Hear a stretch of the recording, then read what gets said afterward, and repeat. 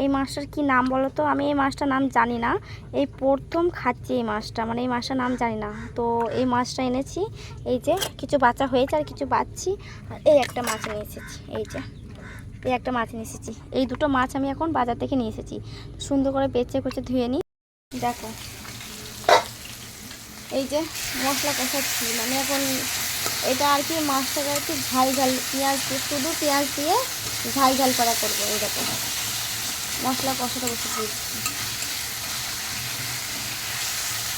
দেখো বন্ধুরা, বললাম বাজার থেকে মাছ কিনে নিয়ে এসেছি, তো বাজার থেকে মাছ কিনে নিয়ে এসে এই মাছগুলো রান্না করব। এই দেখো এই মাছগুলো রান্না করব, আর এই মাছগুলো ভাজাও হয়ে গেছে।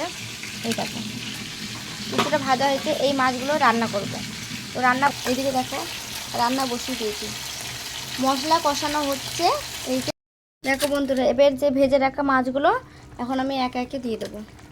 মশলা আমার কষানো হয়ে গেছে, পরিমাণ মতন যতটুকু প্রয়োজন ততটুকু আমি পানি দিয়ে দিয়েছি। আর এইদিকে মশলা মধ্যে আমি সব মাছ কটা একে একে দিয়ে দেবো। এই যে দেখো